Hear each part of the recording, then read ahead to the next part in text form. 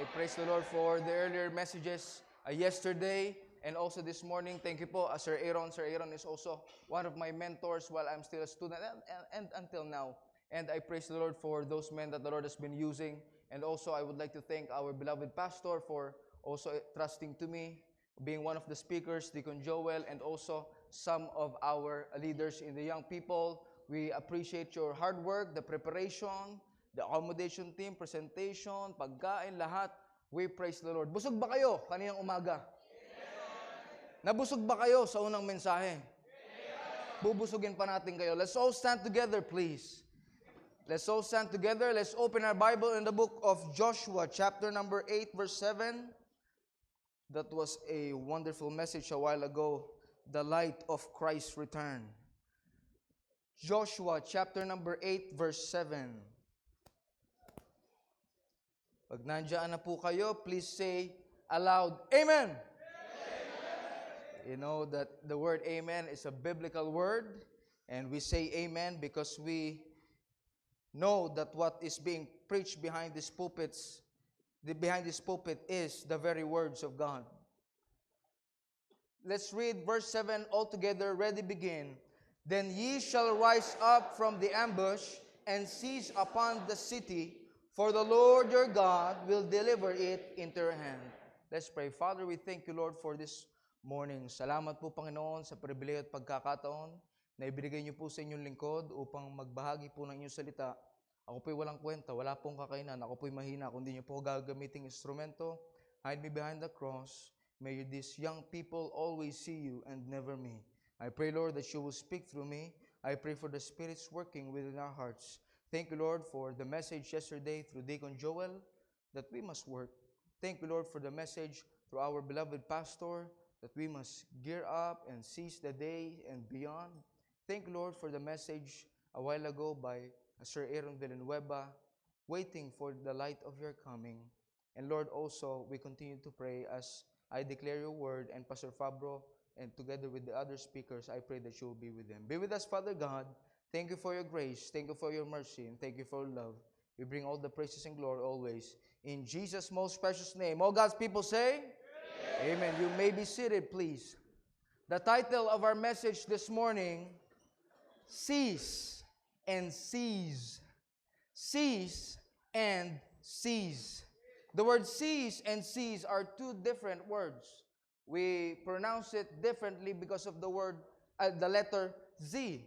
Kanina na-mention ni Sir Aaron na mayroong positive and negative definition ang word na cease. The word cease means to come to an end, no longer continue. While the word seize in Joshua chapter number 8 verse 7, it means to possess, to inherit, or to ruin and destroy. Today, I would like to share with you 3 things to seize. May mga bagay na kailangan ka nang itigil at may mga bagay na kailangan mong sunggaban, sabi nga ni Pastor Nabli kagabi. And one thing or one point to seize. Now, I don't know what you've been doing. I don't know what you've been pursuing. Maybe you're serving God faithfully or running from God's calling. Whatever you are going after, let me ask you a question. What if God takes you home tonight? What if God takes you home tomorrow? What if God takes you home next year? Are you ready to face Him? One day you will shake that nail-scarred hands in heaven. I hope na yung kamay natin nadumihan man lang sa paglilingkod sa Panginoon. In the book of Luke, chapter number 12, verse 19 to 21, punta po tayo doon. In the book of Luke, chapter 12, verse 19 to 21, the Bible says, And I will say to my soul, Soul, thou wast much good, laid up for many years, take thine ease, eat, drink, and be merry. Mag-relax ka, kumain ka, uminom ka, magpayaman ka, do the things that you want to do. Sayangin mo ang oras. Do the things that pleases your flesh. Do the things that pleases your eyes. Do the things that makes you famous before the world. But in verse number 20, But God said unto him, Thou fool, it is foolishness when you are not in the will of God. It is foolishness when you are not serving God. Thou fool, this night thy soul shall be required of thee. Kukunin ng Panginoon ang kaluluwa mo. Our main text, the Bible says, I must work the works of him that sent me. What is day? The night cometh when no man can work. That night would come, your feet won't cooperate. That night would come, your eyes won't see. That night would come, matanda ka na, uugod-ugod ka na, hindi deserve ng Panginoon ang latak. Hindi deserve ng Panginoon ang tira-tira. He deserves your best. He wants you at your best. He wants you when you're still young. He wants you when you can do the things that the old ones cannot do. Of course, God can use the old ones still. Pero alam nyo, there's an advantage when you are still young. Marami kang magagawa sa Panginoon. Huwag mong isiping bata ka lang. Hindi ka bata lang. Bata ka pa, marami kang magagawa para sa Panginoon. You have a lot of years to serve the Lord. And there are men who've been called by God like Charles Spurgeon at the age of 16 and started pastoring at the age of 18 in a Western country in England. Anyone can be used by God if they will just give their lives to Christ. In verse number 21, the Bible says, so is he that layeth up treasure for himself and is not rich toward God. Alam niyo po, walang masama na mag-aral. Walang masama na magtrabaho. Na kumita ng pera.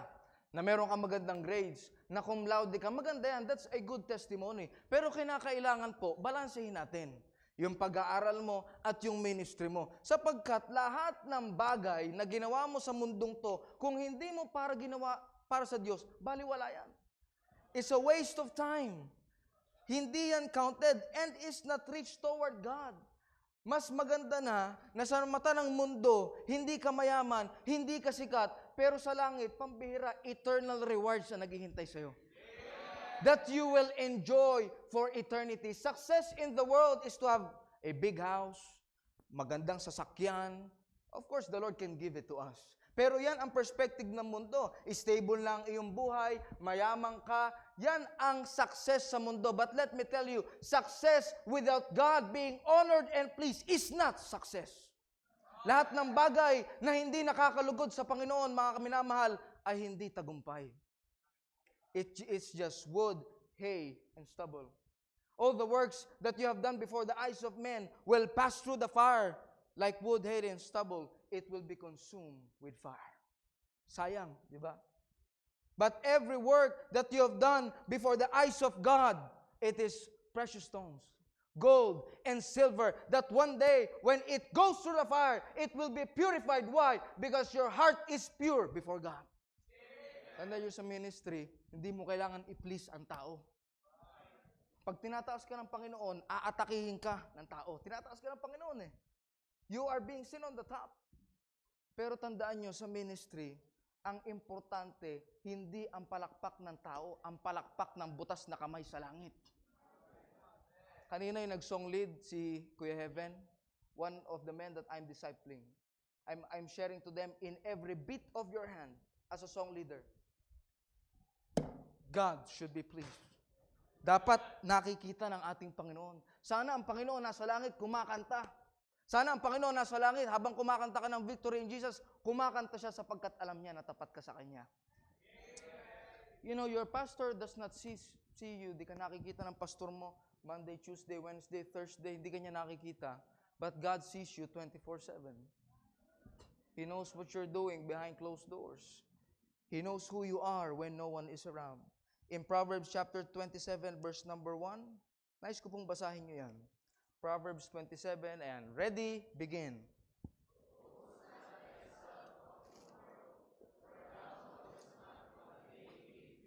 Hindi natin alam ang bukas, mga minamahal.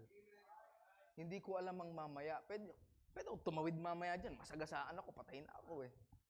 Kaya pag preacher ka, in every preaching opportunity, give your best. The goal is to feed, not to impress. The goal is revival. That souls will be saved. That souls will be rekindled with fire so that they can serve God. Give your best every time you stand behind the pulpit. Gawin mo. And preachers, let me tell you, you are not preaching because you are scheduled to preach. Sabi nga ni Sir Jojo Solano, you are preaching because you're called to preach.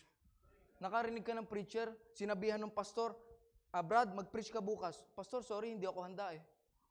Brad, mag-preach ka sa funeral service, gospel. Pastor, sorry, hindi ako handa eh, wala akong outline. Hindi ka speaker. Ang speaker, they prepare a message because they are scheduled to speak. Pero ang preacher, lagi yang may bala sapagkat panawagan mo yan sa Panginoon. It is your duty. It is your responsibility. At ang isang preacher, hindi niya mapigilang magsalita. Lalong-lalo na nasa bus ka, nasa jeep ka. If there is people, you don't need a pulpit to preach. You just need people to preach. Tell them the truth. Herald the truth. Declare the gospel of Christ. Because if you're close to the Lord, ang number one sa puso mo, kaluluwa. Tao ang mamahalin mo. Sapagkat ang una sa puso ng Panginoon natin, tao. Yun ang dahilan kung bakit siya namatay sa krus ng Kalbaryo. We cannot say na bukas, buhay pa naman yung kamag-anak ko, buhay pa naman yung kaibigan ko, marami pa akong panahon. Hindi natin alam ang panahon. Surrendering your life does not mean full-time or dapat para ako maging faithful, wala akong trabaho, full-time ako at hindi ako kumakain para ako ay matawag na faithful. Hindi po ganoon.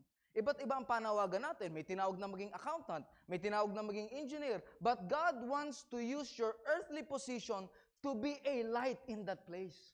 Mag-start ka ng Bible study sa campus, di ba? Mag-start ka ng Bible study sa trabaho mo. Inilagay ka dyan ng Panginoon sapagkat meron siyang purpose. Iba't iba ang panawagan. Yung iba naman ay dinala dito para maging full-time staff. Pero lahat tayo, mga kapatid, full-time dapat sa Panginoon. Kumbaga, kahit nasaan ka, yung puso mo, conscious ka sa Holy Spirit at nagpapasakop ka at sumusunod ka sa salita ng Diyos. Being full-time means being fully committed and yielding to God's will for your life. Yun ang full-time. Well, you know, Kuya Noah, I have a bright future before me.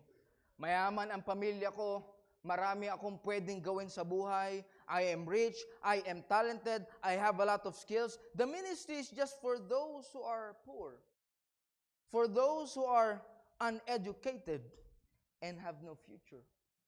Diba, usually yan ang tingin sa ministry. Pagka magaling sa math, mag-engineer ka.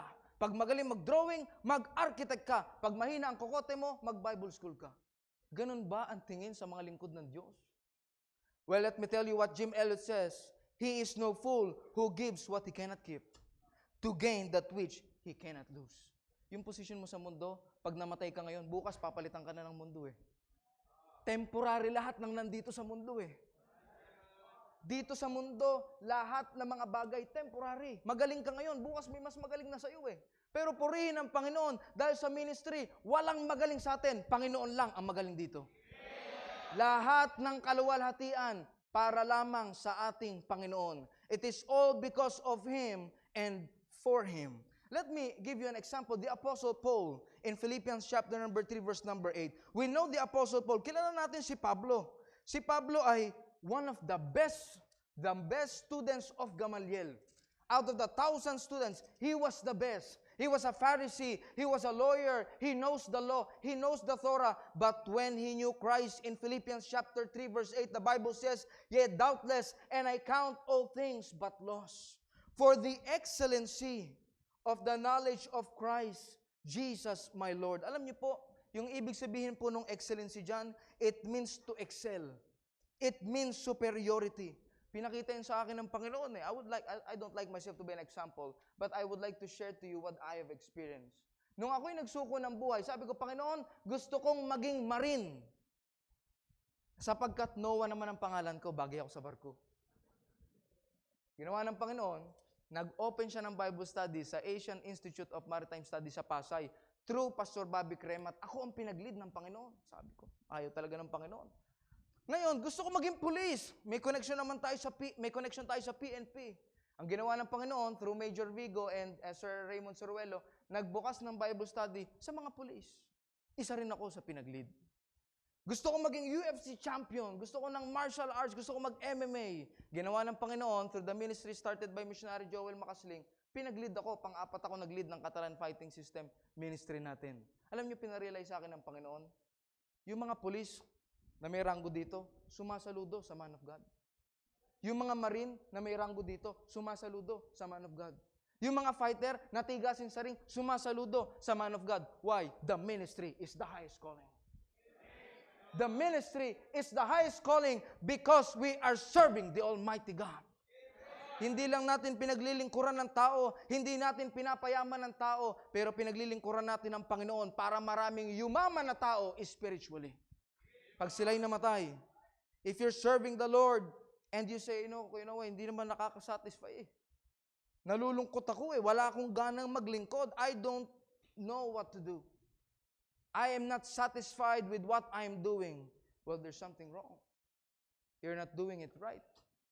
Because there is no much more satisfying than seeing souls getting saved and lives getting changed.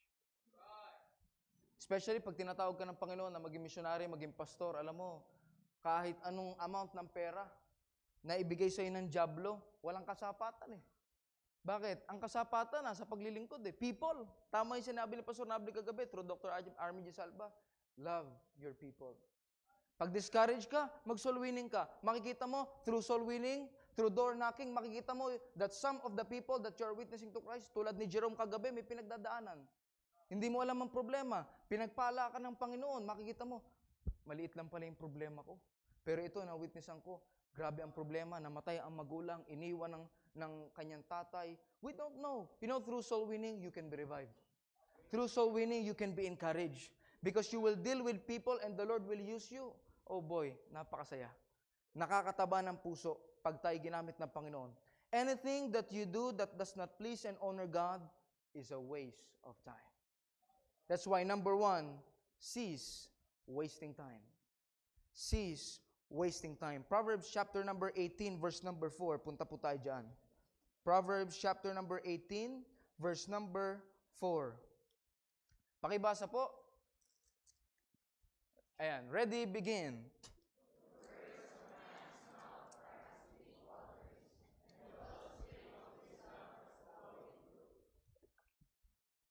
The words of a man's mouth are as deep waters, and the wellspring of wisdom as a flowing brook. In Proverbs chapter number 18, verse number 4, the words of a man's mouth are deep waters, and the wellspring of wisdom as a flowing brook. You know the word wasting, or the word waster, it means a destroyer. Pag ikaw ay nagsasayang ng oras, it destroys yourself. Sinasayang niyan ang iyong oras, sinasayang niyan ang iyong panahon. Let's go to Ecclesiastes chapter 11 verses 9 to 10. Ecclesiastes chapter 11 verses 9 to 10. The Bible says in verse number 9, "Rejoice, O young man, in thy youth, and let thy heart cheer thee in the days of thy youth." Sige, magpakasaya ka. Gawin mo yung gusto mo and walk in the ways of thine heart. Ano yung nais ng puso mo? Pursue what you want. Don't ask God about it. Just do what you want and walk in the ways of thine heart and in the sight of thine eyes. But know thou that for all these things, God will bring thee into judgment. Isang araw, haharapin mo ang Panginoon. Pwedeng hindi mo sundin ang mga mensaheng maririnig mo. Gawin mo ang gusto mo. Mag-boyfriend ka ng unbeliever. Mag-girlfriend ka ng unbeliever. Pursue what you want. Makinig ka sa ungodly music. Baka nasa playlist mo pa yung Bini. Salamin, salamin, salamin. My goodness. Anak ka ng Diyos. Ang pinapakinggan mo, pantropiko. Anong sabi ni Mika sa pantropiko? Hindi ko pinapakinggan yan. Pinakinggan ko lang kasi naririnig ko sa mga Kristiyano eh. Ang sabi ni Mika, "Boy, I'm going crazy." Binabaliw ka ng dyablo. Sa unbeliever mo na boyfriend. Ang ganda-ganda mo. Nilinis ka ng Panginoon. Nakadress ka pag Sunday. Ang ganda ng kutis mo. Ikaw ay nagme-makeup. Naglo-lotion ka. Yung boyfriend mo, bad breath, naninigarilyo. Tama. Reality. That is the current events today, and the Word of God will never be outdated. It will always be applicable to the thousands of generations to come. Lovers of pleasures more than lovers of God. Yan ang nangyayari, mga kapatid. Lalaki ka, inayos ka ng Panginoon. Tapos ang girlfriend mo, 5. Anak ka ng Diyos, babaero ka.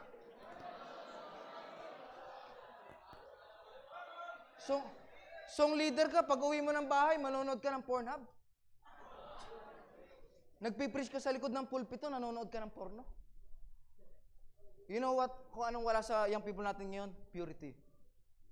Holiness. Beloved, your body is the temple of God. You are bought with a price. Inayos ka ng Panginoon, nilinis ka ng Panginoon, at nais ng Panginoon, gamitin mo yung katawan mo para sa Kanya. Huwag kang di ba sa pantropiko, sabi ko pambihira itong si Mika, ang sabi niya, boy, I'm going crazy. Nababaliw ka sa boyfriend mo. Bakit? I remember what David says. Thou anointed my head with oil. Ano ibig sabihin ni David? Alam niyo po ang tupa? Ang isang tupa, pag pinur yung oil sa kanyang ulo, di ba, magpupuryan dito sa kanyang mukha. May ibig sabihin po iyon. Sapagkat ang isa pong tupa, pag hindi mo nilagyan ng oil sa kanyang ulo, yung kanyang ilong, papasukin niya ng mga flies. At yung mga flies na yan, pag pumasok yan sa ilong, pupunta yan sa utak niya, mangingitlog yan dyan. Kaya minsan makakakita ka ng tupa, parang baliw, ginaganon yung ulo. Sapagkat tinatanggal niya yung mga itlog sa kanyang ulo. Ngayon, ang isang Kristiyano, pag wala ang salita ng Panginoon, papangitlogan ng diablo yung utak mo. Kung ano ilalagay sa utak mo. Di ba yung sa Spotify? Hi, ako si Marcelo. Oh. Alam niyo yan, di ba? Kasi hindi ako naka-premium, kaya naririnig ko eh. Hi, ako si Marcelo. Ito ang podcast para sa mga iniwan at sinaktan. Sama-sama tayong mag-move on. Ang bira! Makikinig ka sa isang Marcelo, iniwan. Sama-sama tayo magbubon. Hi, I'm McCoy, Charot. Pambihira ka. Huwag mong gayahin yung mga bakla. Anak ka ng Diyos. If anyone loves the world, the love of the Father is not in him. Gutom yarn. Pambira, sinasabi ko yan sa mga young people that I'm discipling, huwag kong marinig sa inyo yan. Huwag niyong gayahin si Vice Ganda. Binabastos ni Vice Ganda ang Panginoon eh. Binabastos sa social media. Inaatake ang mga Kristiyano. Then we speak like they speak. In Joshua chapter number 1 verse 8, the Bible says, this book of the law shall not depart out of thy mouth, but thou shalt meditate therein day and night. Ibig sabihin ng salita ng Diyos na dapat ito hindi mag-depart sa ating bibig. Sa bawat buka ng bibig mo, dapat ayon sa salita ng Panginoon.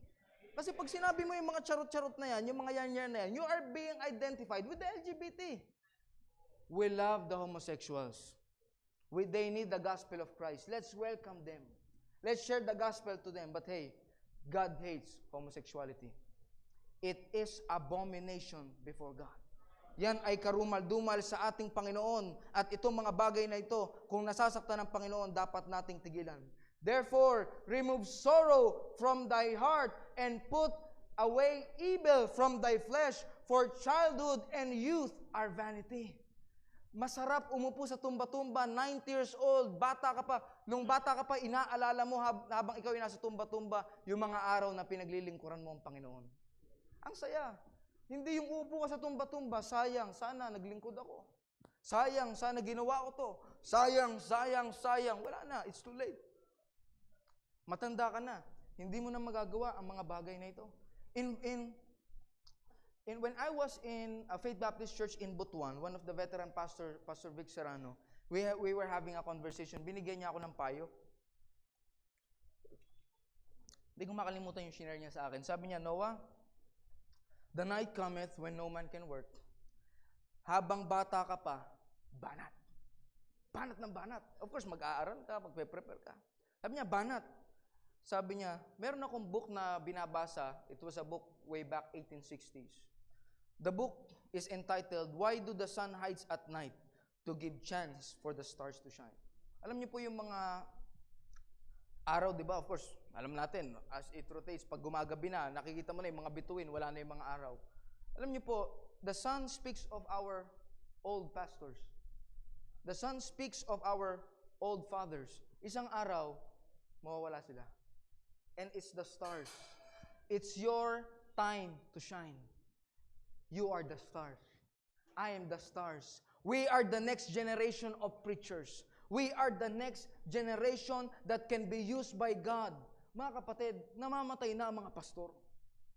Namatay na si Pastor Ebe Ambaliega, namatay na si Pastor Gilbert Toquero, si Pastor Escrupulo, marami nang namamatay na pastor. We need more preachers of the word. We need more women who will give their life to Christ, that will not be thinking about themselves, that will not be thinking about fame, fortune, and popularity in this world where our God is crucified. Nais ng Panginoon na tumawag ng mga tao that will be selfless and that will not waste their time. It's our time. Ibigay mo na ang buhay mo. Well, you know, when it comes to being called by God, God does not need to plead. Hindi kailangan magmakaawa ng Panginoon. Kung ayaw mo magpagamit, He can use someone else.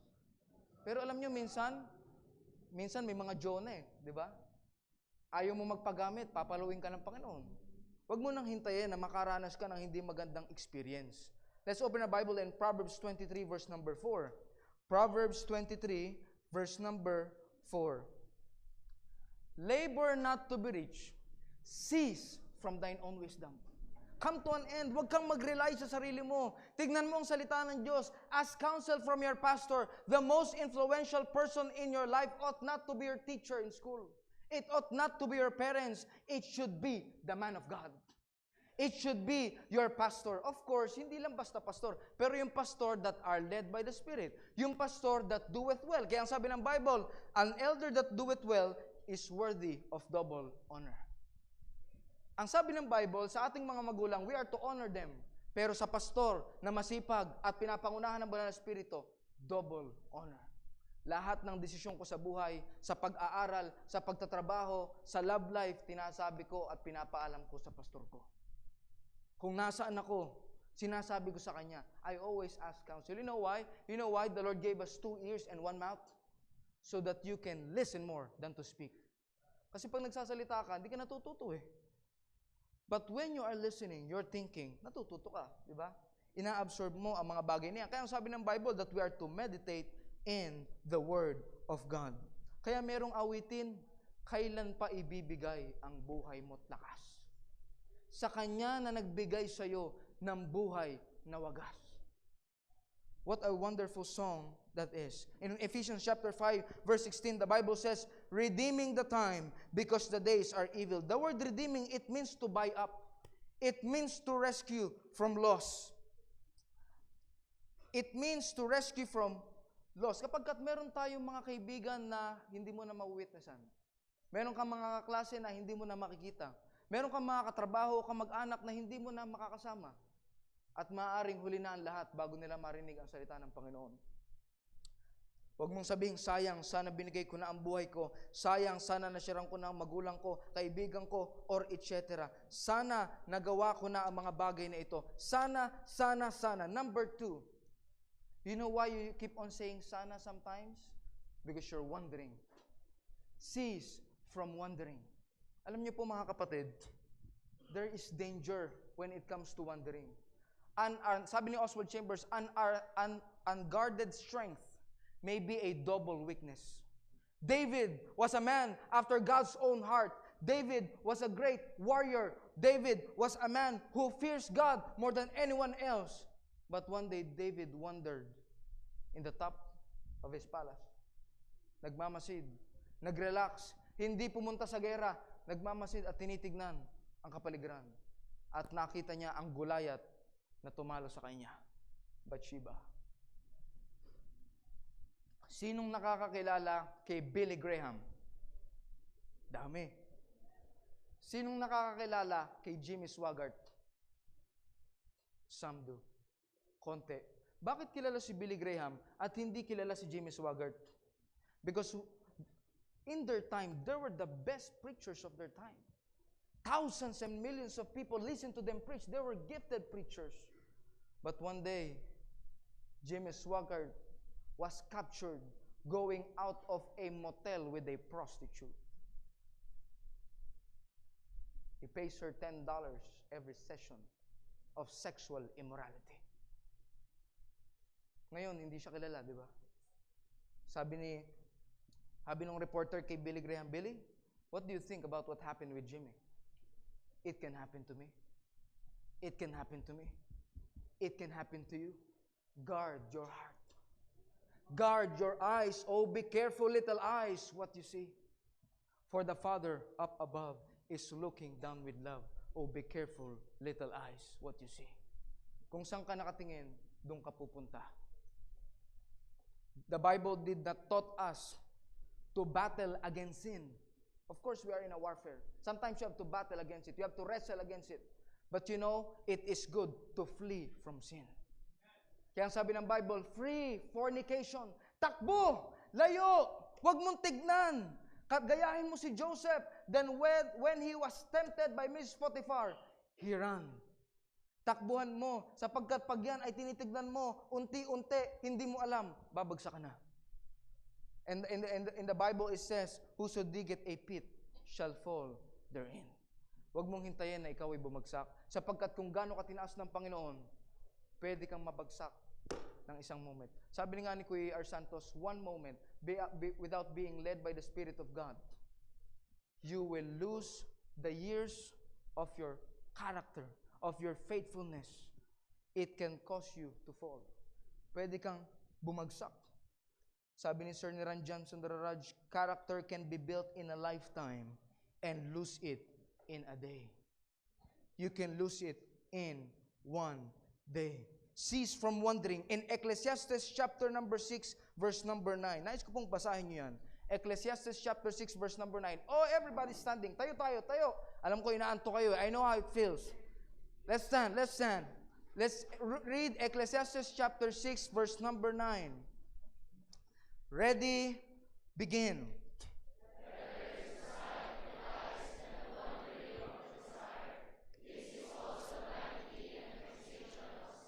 Salamat po. Makakaupo na po kayo.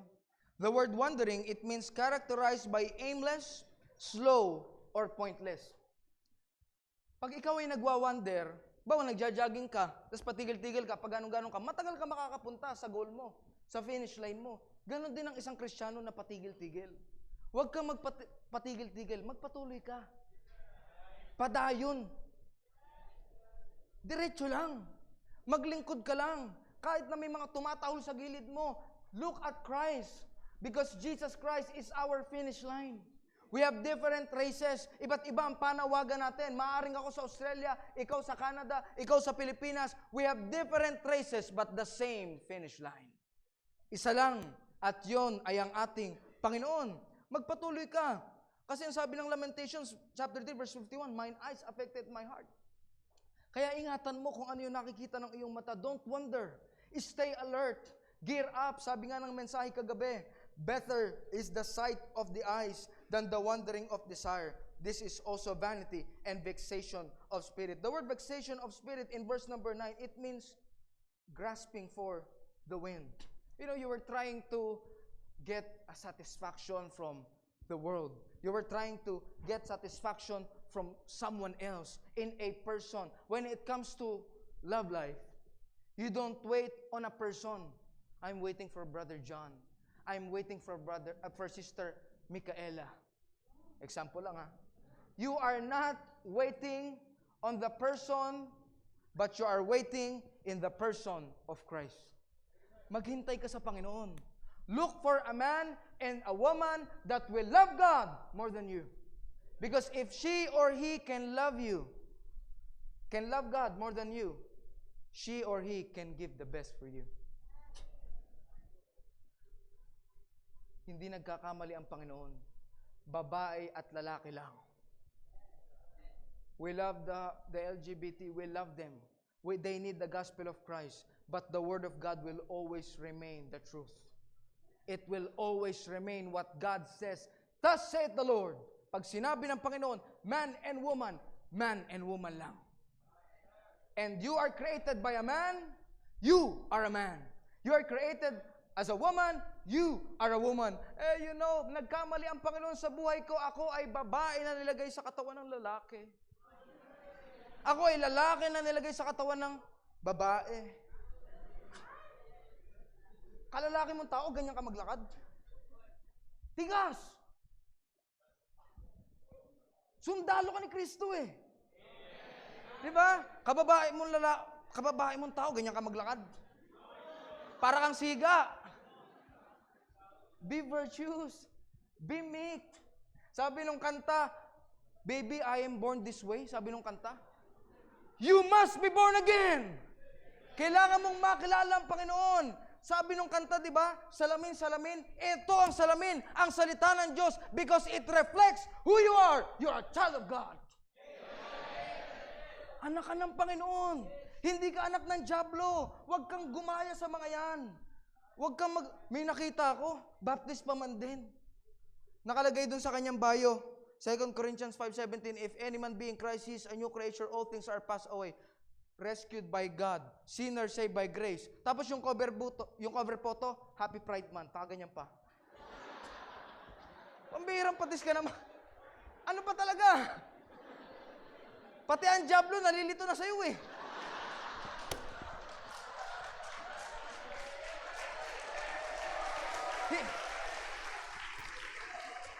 Hindi kasalanan ng dyablo pag ikaw bumagsak sa kasalanan. Kasalanan mo yan. We are enticed by our own flesh. We are deceived by our own lust. Ang trabaho ng dyablo, tuksuhin ka. Pero ang trabaho ng banal na spirito, iligtas ka mula sa kasalanan. Sanctification, being free from the power of sin. Kaya ikay magbasa ng Biblia sa umaga, mag-devotion ka, manalangin ka, alagaan mo ang relasyon mo sa Panginoon bago ka maghanap ng kung anong relasyon. Mag-aral ka muna. Magtrabaho ka muna. Magla-love life ka. Choknat lang, di ka makabili. Manliligaw ka, yung pera na gamit mo, galing pa sa nanay mo. You know, these are reality. These are current events na kailangan i-deal ayon sa salita ng Panginoon. Workman ka eh, di ba? Planters ka, yielders ka, harvesters ka. I'm always sharing this. The man are designed by God na mayroong malapad na balikat para magtrabaho. Ang babae, dinesign ng Panginoon na malaki ang balakang para manganak. Pag lalaki ka, mas malaki ang balakang mo kaysa balikat mo, delikado kang manganak. Bira, magtrabaho ka. Work hard. Do your best. Seek God. Prioritize God. And the right person will come in His time. Hayaan mong Panginoon, don't seek for the right person. Ibibigay ng Panginoon sa'yo. Pagkakalooban ng Panginoon yan, hindi mo kailangang bakuran yan. Binabakuran natin minsan mga lalaki, di ba? Oy, akin yan ha. Pinagpe-pray ko na yan ha. Bira, wala ka pa ng sariling bahay, binabakuran mo na. Oh. Huwag ganun. Cease from wondering. O minsan nag-iisip ka, ang gusto ko yung kamukha ni Sung Jukyu. Yung buhok, may hati sa gitna, sobrang puti, napakapayat. Parang bakla eh. Walang kapekas-pekas ang kanyang katawan. Tamo yung standard ng mga babae ngayon, yung mga Koreano. Uy, Pilipina ka. Mas maganda, Pilipino mapangsawa mo. Hindi, syempre, ay sa kalooban ng Panginoon. Wala sa Bible yun ha. Wala sa Bible yun. 5 bagay. Ito, sinashare sa akin ni Sir John Art one time. Alam din to yung people. Pagkalooban ng Panginoon, 5 yan. Meron kang, una, you don't violate scriptures. Pangalawa, alam ng pastor mo. Pangatlo, alam ng magulang. Pang-apat, meron kang peace. Pang-5, everything will fall into its place. Yun ang kalooban ng Panginoon. Kaya ang babae nililigawan sa loob ng bahay. Hindi sa messenger. Uy! Sabay tayo after ng service, dyan tayo sa McDo. Paparapapa, love kita. Style nyo yan eh. Ang bihira. Style nyo yan eh.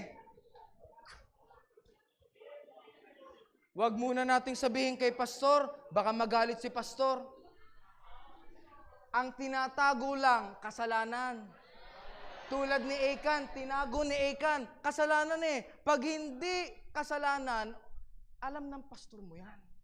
Hindi mo kailangang itago. Meron kang kapayapaan sa iyong puso. At kayong dalawa, inilalapit kayo ng Panginoon sa isa't isa sapagkat ang sentro ng relasyon nyo, ang Panginoong Hesukristo. Tandaan nyo yan, mga minamahal. Kinakailangan po maging sensitive tayo sa pangunguna ng Banal na Espiritu. Stop from wandering. Don't entertain the thoughts that the devil is putting in your mind. Alam nyo po, pag ikaw, you are busy doing the work of God, walang oras ang dyablo para atakihin ka. Hindi yan makakapasok sa isip mo. Huwag mong hayaan na makapasok ang mga bagay na ito sa isip mo. If you keep yourself busy, the wicked has no time to attack you. That's why number 3, cease wickedness. Cease wickedness. In Ezekiel chapter number 3 verse 18 and 19.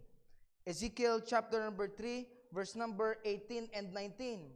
The Bible says in verse number 18, when I say unto the wicked, thou shalt surely die, and thou givest him not warning, nor speakest to warn the wicked from his wicked way, to save his life, the same wicked man shall die in his iniquity, but his blood will I require at thine hand. Think of your friends right now. Ilan sa kanila ang ligtas? How can we reach a world we never touch? Alam niyo po, lagi na-aatake ang TikTok sa pulpito. Nagti-TikTok ka pa. Why not use TikTok to spread the gospel? Meron akong kaibigan, nagpipreach sa TikTok, thousands ang viewers. Di marami nakakarinig ang salita ng Diyos. Why curse TikTok if you can shed light in TikTok? Hindi ko naman sinasabi na mag-scroll ka doon, panoodin mo yung mga sumasayaw na babae na mga sensual. Hindi ko sinasabing ganoon. Pero, pwede kang mag-upload at gamitin ang social media para mapalaganap ang ebanghelyo. Be wise as serpents and harmless as doves. Gamitin ang social media sapagkat makikita natin ang wickedness. Nakikita natin ang kasamaan. Laganap na, hindi na sila nahihiya na ilantad sa social media. Hindi na sila nahihiya sa kanilang mga paniniwala. Human rights today are human wrong. Pinipilit gawing tama ang mali. Pinipilit gawing normal ang abnormal. Bakit hindi tayo magsalita? Diba yung team natin last week, unmute. Bakit hindi natin gawin ang parte natin at gamitin ang mga bagay na ito upang ipalaganap ang salita ng Diyos? Yet if thou warn the wicked, warn them, tell them that Christ one day is coming. He turned not from his wickedness, nor from his wicked way. He shall die in his iniquity, but thou hast delivered thy soul. Isang araw, lagi natin rinig, one day, maaaring yung kaibigan mo, di mo makikita sa langit. Diba ang hirap nun? Dito pa lang, masaya ka na, kasama mo siya, barkada mo, kumakain kayo, you talk, you have fellowship together, pero yun pala, pagka namatay siya, hindi mo siya kasama sa langit. Diba nakakalungkot yun? Your relatives. But before we can be effective to share the gospel to these people, of course, it's the Lord. Jesus Christ is the light. We are the reflectors of the light. Ang nais ng Panginoon, makita siya sa ating buhay. Ito yung isang gold. Diba? Ang isang gold, kinuha mo yan sa lupa. Ang isang Kristiyano, kinuha mo yan sa dumi, sa kasalanan, sa wickedness. Ang isang gold, pag kinuha mo sa lupa, hindi pa yung kumikinang. Kailangan pa ng maraming pressure, ng purifying process, kailangan pa ng ibang elements para yan ay maging solid. At pag yan ay dumaan sa purifying process, ang isang ginto kumikinang, tama? Magandang tignan. Pag tinignan mo ang ginto, makikita mo ang sarili mo sa ginto, parang salamin. You know why God allows you to go through the trials of life? Do you know why God allows you to go through a broken home? Do you know why God allows you that your mother will die, that your father will die, that your unbelieving boyfriend or girlfriend will leave you? You know why God allows you to go through the testings and trying and purifying of life so that you can shine as a gold and you can reflect God in your life? Kasi pagka ikaw ay na-purify ng salita ng Panginoon, because this is a fire, it consumes who you are. It consumes your old sinful nature. At pag na-consume yan, makikita si Kristo sa buhay mo. He must increase, but I must decrease. In Psalm 55 verse number 11, punta po tayo dyan. Psalm 55 verse number 11, the Bible says, wickedness is in the midst thereof. Deceit and guile depart not from her streets. The word wickedness, it means destruction. Alam niyo po, it is normal to feel emotions. Kaya, alam niyo po, walang masama na manood ng movie. Ako, mahilig din ako sa action movie. Ang isa sa favorite ko ngayon na pinapanood ko, si Jack Reacher. Mahilig ako sa action movie. Walang masama na manood, pero tignan mo rin kung ano yung pinapanood mo. Kasi baka mamaya, yung Korean novela, di ba? Ang masama kasi dyan, magiging emotional ka eh. Feeling mo, ikaw na yung character doon eh. Di ba? Nasa shower ka, umiyak-iyak ka doon.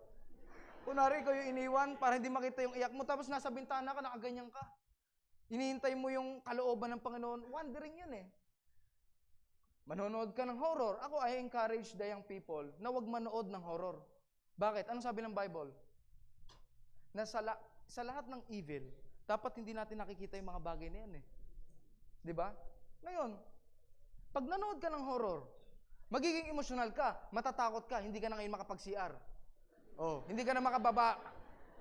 Abstain from all appearance of evil. Huwag kang manood ng horror, tinatakot ka niyan eh. And the opposite of fear is faith. Pananampalataya. It will draw you far from the Lord. It will draw you far from Him. Meron kaming young people dito, di ko napapangalanan, kilala to ng mga young people. I came to their house. Pumunta kami together with Deacon San Juan and missionary Yolaine. I think sila Sir Aaron nakabisita na rin that time. Naposes yung bata. Demon possess. Kasi yun pala, nanonood ng horror every night. Eh wala yung parents, nasa trabaho. 9 years old. Ngayon, winitnessan namin, pinag-pray ni Deacon San Juan, naligtas. Ngayon, hindi na napoposes ng diablo.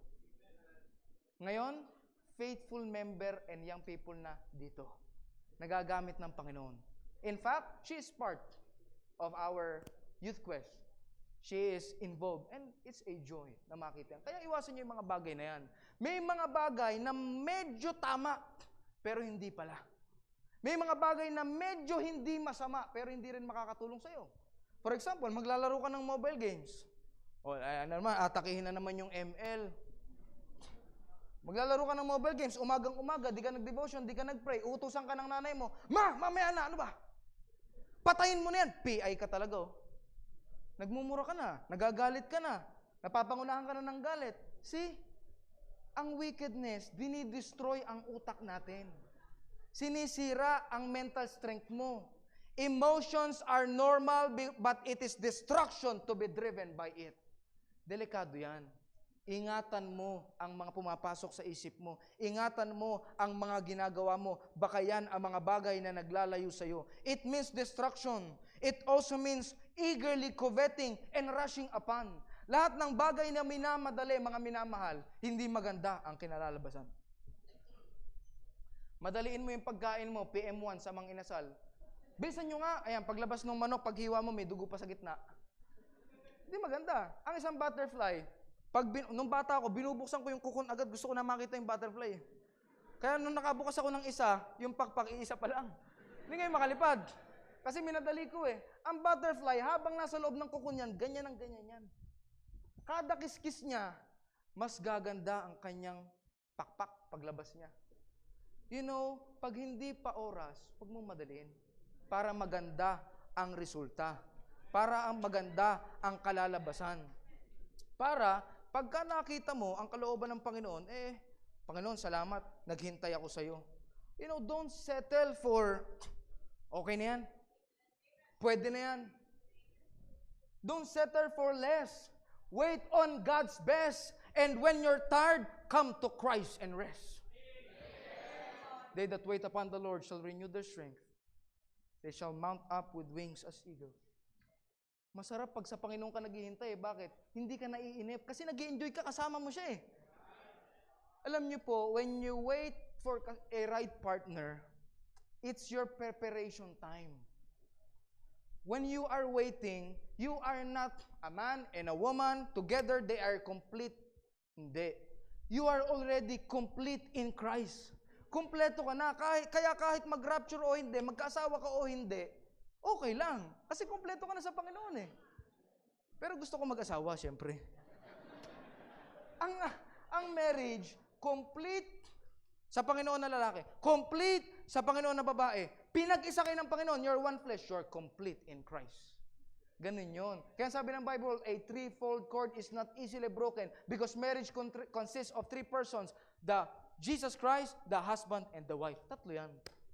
At ang pundasyon ng inyong pag-ibig ay walang iba kung hindi ang Panginoon. The word wickedness, it also means, by implication, it implies the word falling. Babagsak ka ng madali pagka hindi mo hinintay ang Panginoon. It also means ruin. Sisirain yan ang buhay mo. Alam niyo, nakakalungkot, may binisita ako doon, hindi ko na sasabihin kung anong street dito sa Makati. Pinuntahan ko siya, after I deputized, pinuntahan ko siya, binisita ko, 14 years old. Pagdating ko, buntis. 14 years old. Lumapit sa akin, umiiyak. Grieves my heart. Bakit? Di nakinig eh. Ginawa pa rin yung kasalanan. Mga kapatid, huwag mo nang hintayin na mangyari sa iyo. Huwag mo nang hintayin na sana sumunod ako sa Panginoon. Lahat ng kasalanan sa mundong to, panandali, ang sarap lang yan. It will only last for a moment, but after that, it brings death. Yung fellowship sa Panginoon, nawawala, lumalamig. Yung iyong testimony, madudungisan. Alam nyo, kahit gaano kaganda ang ginawa mo for so many years, pero pag ikaw ay bumagsak sa kasalanan, ang makikita sa iyo palagi yung maliit na dumi na yun. Kahit gaano yung karumi. That's the truth. I remember what my brother said. Si Brother Royce Porto, he's my friend. Sabi niya, alam mo Brad, I realized this. Pag ang isang preacher bumagsak sa tulay o sa kasalanan, wala nang power. Mahirap makinig sa isang preacher kapag hindi siya halimbawa ng sinasabi niya. Kaya sabi ni Pablo, you'll be a castaway. Kaya ingatan natin, sapagkat sisirain ito ang buhay natin.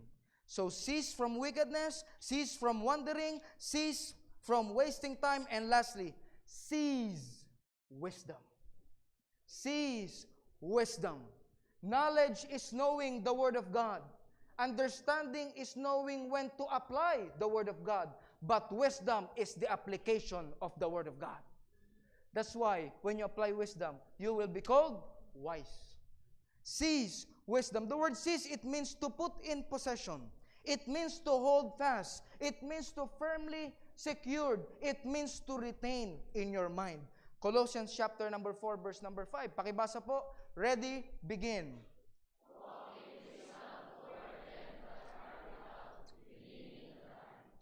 Ibig sabihin po, walk in wisdom. Ipamuhay natin yung salita ng Panginoon. Walk in wisdom.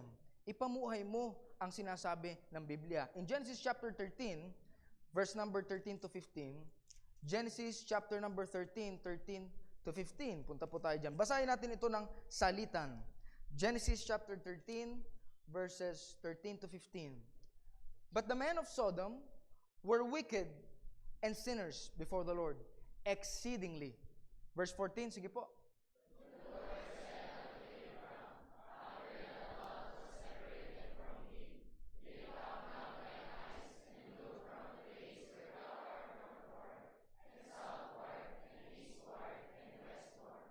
Kung titignan natin ang konteksto nito, si Lot, mas pinili niya yung plains of Jordan.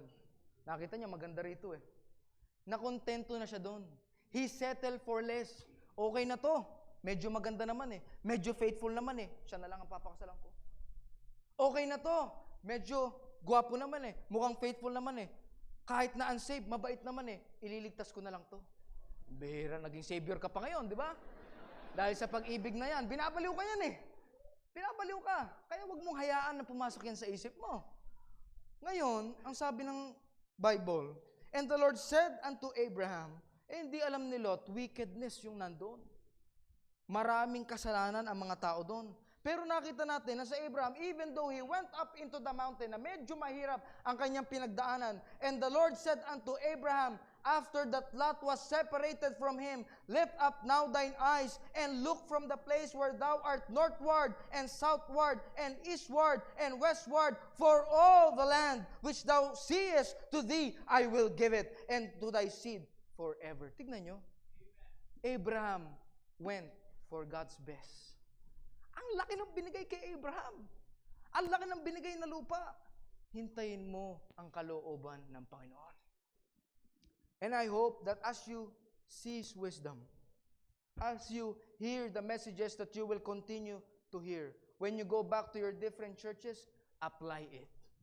Kasi mahirap, revive tayo dito. Ang ingay natin dito, ang sipag natin dito. I will commit, I will be faithful. Pero sa Sabado, sa prayer meeting, wala ka. Sa soul winning, wala ka. Sa altar prayer devotion, wala ka. Sa Sunday morning, late ka. Tulog ka pa. Sunday afternoon, di ka mabalik. You know, everything that you hear without the application is a waste. Sayang. But I know that the word of God will not return unto him void. And when you hear his word, the Bible says, harden not your hearts. Proverbs chapter 16, verse number 16. I'm almost done. Proverbs 16, verse number 16. The Bible says in verse number 16, how much better is it to get wisdom than gold. Alam niyo po, sa ministry, money follows ministry. Pag tapat ka sa gawain ng Panginoon, hindi ka paghihirapin ng Panginoon. He will provide for your needs. Eh yung tatay mo nga sa laman, di ba sabi ng Bible, pag humingi ka ng tinapay, will He give you a stone? Pag humingi ka ng isda, will He give you a serpent? Pag humingi ka ng itlog, will He give you a scorpion? How much more your Heavenly Father? Huwag kang matakot magsuko ng buhay. Kasi sabi nga ni Pastor Nabe, pag nagsuko ka ng buhay, hindi naman kinabukasan, ikukomisyon ka na. May process yan. May training yan. Be faithful kahit gaano kaliit sa mata ng mundo yung ministry na hinahawakan mo. Kahit na hindi ka kumakanta sa harap, kahit nasa likod ka lang, hindi ka nakakita tulad ni Joaquin. Nasa ABTech ministry. Dati, si Joaquin, nire-reject yan dyan sapagkat bata siya, pinipilit niya yung kanyang sarili na mag-join sa ABTech. Batang maliit. Ngayon, naging faithful siya, naging consistent na, isa siya sa mga leader ng ABTech ministry. It's faithfulness, hindi edad, mga minamahal. Kahit sino, kayang gamitin ng Panginoon. Kahit sino, kayang gamitin ng Panginoon. Little is much when you place it in the Master's hand. Kaya kang gamitin ng Diyos. Huwag mo maliitin ang sarili mo. Lahat tayo walang kwenta. Pero pag binigay mo buhay mo sa Panginoon, magkakaroon ng kwenta. Sa Green Hills, meron siyang jacket. Same yung tela, same yung kulay, yung design, Manny Pacquiao jacket. Pag pumunta ka sa Robinson's Ermita, may store si Manny Pacquiao doon. Pag binili mo yung jacket na yun, it will cost you 20,000 pesos. Doon sa Green Hills, it will cost you only 500 pesos. Sabi ko, anong pinagkaiba? Price lang naman. Nung tinignan ko yung nasa Robinson's Ermita, sa likod, sa baba, may pirma ni Manny Pacquiao. Yung nasa Green Hills, walang pirma ni Manny Pacquiao. Alam niyo yung buhay natin? Pag wala ang Panginoon, walang kwenta eh. Walang halaga. Pero pag ang Panginoon kasama mo, may halaga. Walang hanggan. In James chapter 3 verse 17. James chapter number 3 verse number 17. Ito po tayo dyan. James 3 verse number 17. The Bible says, but the wisdom is that from above is first pure, then peaceable. Diba? May kapayapaan ka pag lumalakad ka sa salita ng Diyos. Gentle and easy to be entreated, full of mercy and good fruits. Maganda yung bunga. Makikita mong isang young people pag iba, itong young people na to, ibang spirit na to. These young people have an excellent spirit. Without partiality, hindi ka namimili, and without hypocrisy. Pag meron kang bagong kaibigan sa church, tabihan mo, kaibiganin mo. Huwag mong sungitan, para meron silang dahilan para bumalik. Para meron silang babalik ako sa Bethany, meron na akong kaibigan. Disciple someone, help someone. Be friendly. You know, I praise the Lord. Nung ako'y bago dito sa Bethany, I have few friends. Si Brother Japet Bultron, di ba? Kuya Brent, kinamayan ako. Brad, welcome to the young people. Na-encourage ako. Leader ko pa si Kuya Brent, di ba? Si Brother Ben DJ De Asis. Brad, welcome dito sa career. You know, it's something. Pag may bagong bisita, nginitian mo, kinamayan mo, tabi ka sa akin, kaibigan na kita, it's something. They can feel the love of Christ. Maliit na effort, pero malaki ang impact. Seize wisdom. As I close, in Isaiah 40:31, Isaiah 40, verse number 31. The Bible says, but they that wait upon the Lord shall renew their strength. They shall mount up with wings as eagles. They shall run and not be weary, and they shall walk and not faint. Alam mo kung bakit eagles? Minsan, pag tumatayo ka sa isang tama, mag-isa ka na lang. Ang agila, hindi mo yan makikita na lumilipad kasama ang mga kalapati, kasama ang mga uwak. They fly on their own. Sometimes you are alone in that place. You are the only eagle, kasama mo ang mga uwak. Sometimes you have to walk alone. But let me tell you, as missionary Torsing Bang says, you are alone but not lonely. You're with God. Kasama mo ang Panginoon. As I conclude, balik tayo sa main text natin, Joshua chapter number 1, verse 8. As I conclude this message, Joshua chapter 8, verse number 1 to 8. Nais ko pong basahin natin ito. And the Lord said unto Joshua, Fear not, huwag kang matakot, neither be thou dismayed. Huwag kang madismaya, ano man ang nangyayari, ano man ang pinagdadaanan, ano man ang problema na nasa harap mo. Take all the people of war with thee, and arise and go up to Ai. See, I have given into thy hand the king of Ai, and the people, and his city, and his land. Verse number 2, pakibasa po, ready, begin.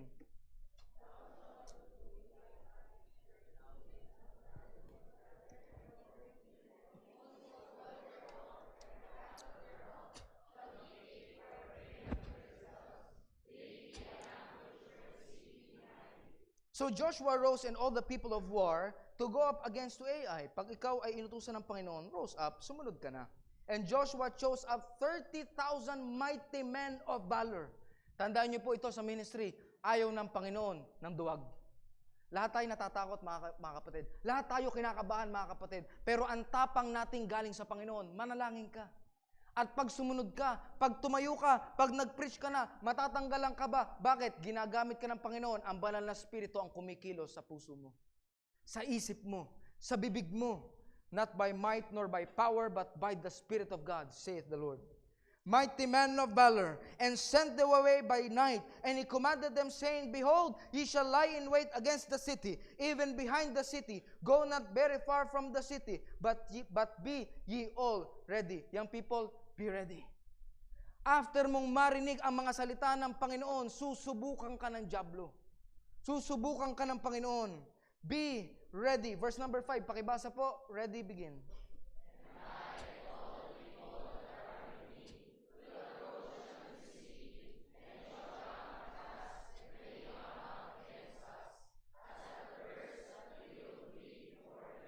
For they will come out after us till we have drawn them from the city, for they will say, they flee before us as the first, therefore we will flee before them. Let me read the last passage. Then ye shall rise up from the ambush and seize upon the city, for the Lord your God will deliver it into your hand. The Lord might want you to seize that city.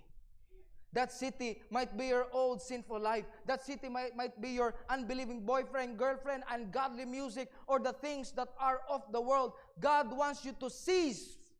God wants you to destroy it.